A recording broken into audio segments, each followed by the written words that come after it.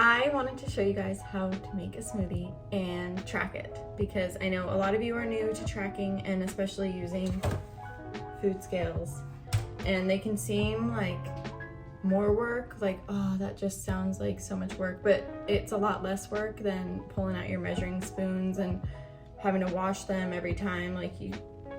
I'll show you how simple it is. It's really quite easy. So what we're gonna make is a level 1 blueberry muffin smoothie for Matt, because I'm gonna go work out.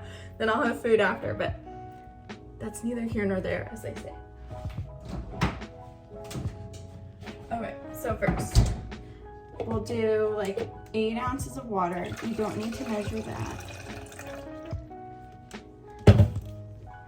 Okay, and then we're gonna place can you see this?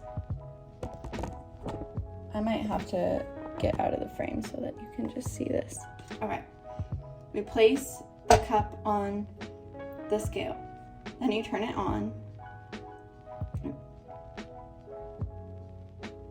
and it should be set to 0. If it's not set to 0, you can just press the tare button and that will reset it back to 0. So whatever we add on to here or take away, we're gonna be able to see in the menu. So first we'll start with the banana. And so I figured for this example, we are having a smoothie that we need pretty much a full meal's macros for. So protein, carbs, and fat. So for the banana, let's say we need maybe like 30 to 40 carbs. I just know this off of the top of my head, but when you're planning this in the app, I'm using my computer, and you just go to whatever meal it is. So meal 5 is what I'm doing it for. And then I search banana. Okay. Now, instead of just going with the one medium that it gives you or large, I want you to select for the measurement grams. Okay, and then we can put in exactly how much banana we are going to be eating. So I did about half of that banana. It's like that. And I've got 64 grams here. So I will type that into the app and save.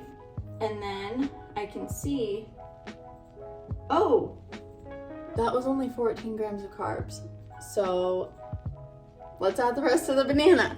See, my point of showing you guys this is that you can realize you may be eating a lot less and tracking a lot more than you are actually eating.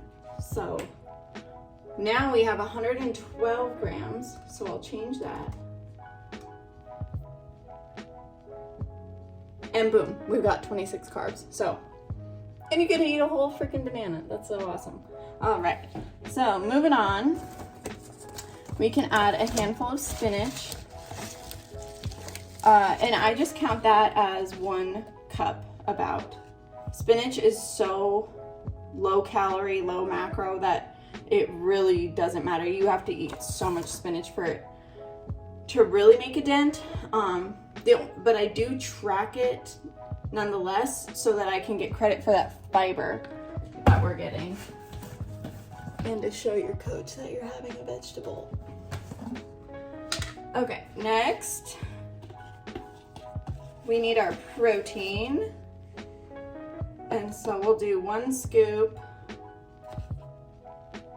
of the blueberry level 1. And so now you're like, oh my gosh, my scale's moving it. Now it says 162. Like, do I have to save that number? Nope. Just click tare, and we're back to ground 0. Okay. Finally, there are 2 ways with peanut butter that you could do this, or any sort of ingredient that you're adding with a spoon, like adding dollops of. Personally, I like to take the smoothie off and put the peanut butter on there, zero it out, and then I can see, okay, a full serving is 32 grams. That's what your 2 tablespoons amounts to. So let me grab a spoon. I'm gonna take out this much, and that is 17 grams. So we'll go boop and 31. So that way, let's say if I grab too much, like, oh, that's 45. By doing it this method, you can just scrape some off until you get back down to your number that you want. So we're exactly at 32. That in there. And you can lick the spoon because whatever you took out of the jar is accounted for. Awesome. Okay. And I should say that I would recommend putting in your ingredients to your smoothie how we started, with like a goal for, oh, I need about 30 carbs. Add the ingredients into the app first before you add it into your smoothie, because you could easily just mess things up and be where you could have added a lot more stuff, or you're like, shoot, I'm way over my fats now. I should have only had 1 tablespoon of peanut butter. Whatever, just a hot tip. I'm doing this for Matt as an example, so I apologize that I was not thinking about that as we added the ingredients. But anyway, now